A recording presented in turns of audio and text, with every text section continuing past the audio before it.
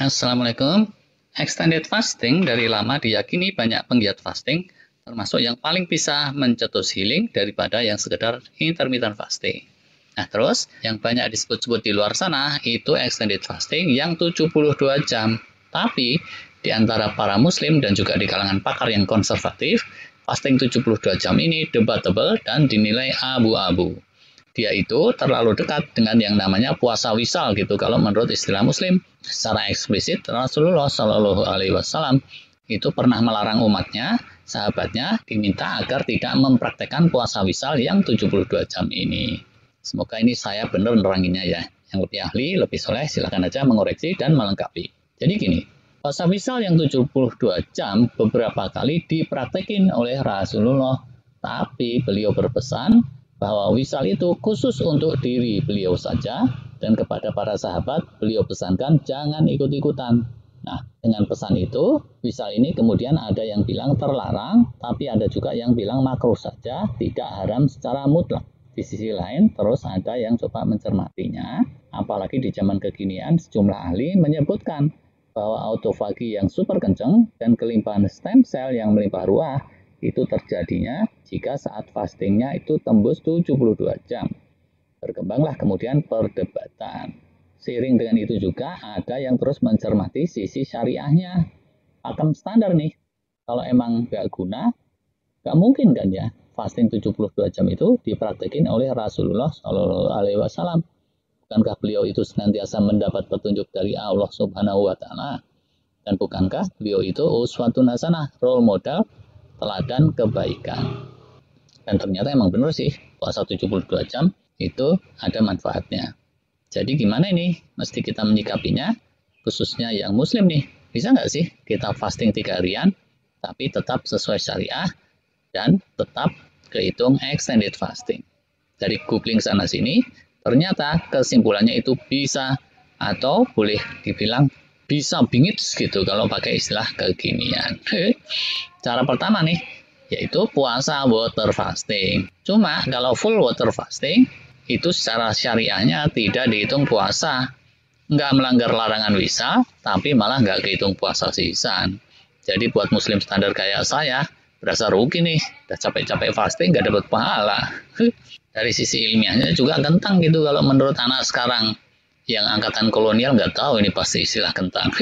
Ya kayak saya gini, menurut googling itu istilah kekinian bersinonim dengan ketanggungan. Disingkat jadi kentang. Ini googlingnya bener apa enggak? Kok malah membahas soal istilah.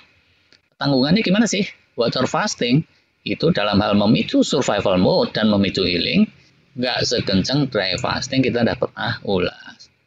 Terus muncullah cara kedua, puasanya kombinasi water fasting dan dry fasting. Saat hari terang, daylight, dry fasting, tapi selepas maghrib sampai subuh imsak hari berikutnya, itu water fasting, kecuali saat tidur. Konsensus para ulama ini memenuhi syariah dan tidak dihitung wisal. Artinya, pas sahur cuma minum air, 0 kalori, pas buka disegerakan seperti yang disunahkan, tapi ya tetap cuma minum air saja, 0 kalori sampai dapat 72 jam. Akan tetapi, lah ini, kalau beneran 72 jam gitu, 0 kalori, itu nggak usah profesor, nggak usah ulama, nggak usah anak-anak kecil. Kita semua tahu, itu bukan hal yang ringan. Sehingga, para ahli yang konservatif tidak merekomendasikannya. Dan bahkan, para ahli yang merekomendasikan dan sering praktekin, itu pun mewanti-wanti agar siapapun yang meraktekin fasting 72 jam kayak gini, atau bahkan cara pertama di atas yang full water fasting, itu janganlah mempraktekannya terlalu sering. Setahun 2-3 kali itu aja udah kehitung sering. Dan sepanjang belum ada bukti-bukti ilmiah yang didukung penelitian jangka panjang, I don't know. Menurut saya sih risiko dan potensi mudaratnya itu bisa-bisa amat horor dalam jangka panjang, tidak sepadan dengan manfaatnya. Terus, secara pakem standarnya ya, di Alkitab tuh udah ditulis bahwa Allah itu Tuhan yang Maha Pemurah, tidak berkehendak membebani hamba-hambanya dengan yang berat-berat. Jadi ini secara filosofis pun bertentangan dengan keyakinan diri saya. Nah tapi baru-baru ini saya nemuin nih cara ketiga. Bukan saya yang nemuin ya, tapi ini maksudnya saya baru nemu bahwa dengan setelan yang tepat, kita itu sebenarnya bisa dapetin puasa yang efeknya mendekati fasting yang 72 jam, tapi secara prakteknya itu amat jauh dari model puasa wisal dan lebih sesuai dengan pendapat para ahli juga, lebih aman, sehingga secara syariah dan secara ilmiah ini bukannya ranah yang abu-abu. Ini beneran terang benderang merupakan pola saum yang seperti lazimnya diajarkan Rasulullah Shallallahu Alaihi Wasallam dan sering beliau praktekin juga bersama para sahabat. Model puasa apakah itu? Itulah model puasa 3 kali 24 jam. Ya, kalau nggak dijeda makan sedikit pun, itu memang jadinya 72 jam, tapi ini tuh dijeda makan. Jadi kurang lebih gini nih, kalau interpretasi saya terhadap berbagai pendapat yang saling disambung-sambungin dan kemarin ini saya cermati. Hari pertama, last meal-nya, makan suapan terakhirnya itu mesti sebelum maghrib. Habis itu stop makan, tapi masih boleh minum. Begitu subuh, hari menjelang terang, ya udah puasa dry fasting sampai maghrib, dapat deh 24 jam yang pertama. Hari keduanya pas maghrib tadi itu kita makan dan minum kayak saat buka puasa Ramadan gitu, tapi ya makannya secukupnya saja dan berhenti last meal-nya itu sekitar jam 6.30 kira-kira. Jadi eating window-nya cuma sekitaran 30 menit di hari kedua ini. Habis itu stop makan tapi masih boleh minum sampai waktu sahur. Jalanin lagi, puasa full kayak Ramadan sampai maghrib lagi, tapi pas maghribnya jangan langsung makan, melainkan cukup minum saja sampai 6.30 lagi supaya dapat 24 jam yang kedua. Habis itu lanjut hari ketiga. Start makannya 6.30, terus stop jam 7 malam. Habis itu hanya boleh minum sampai waktu imsak berikutnya. Habis imsak, puasa full lagi sampai maghrib. Dan begitu maghrib, jangan langsung makan, hanya minum aja dulu sampai jam 7 malam supaya pas dapat 24 jam yang ketiga. Selesai deh.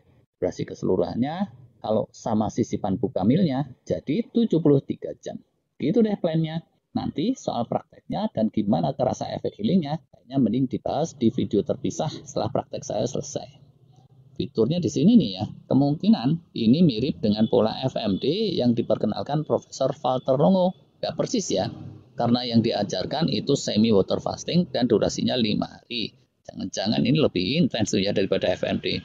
Terusnya lagi, fitur lain, karena ini amat mirip dengan puasa muslim yang ringan kayak biasa, sudah terbukti aman, dipraktekin miliaran orang selama 15 abad. Sehingga insya Allah pola ini bisa dipraktekin dengan lebih sering.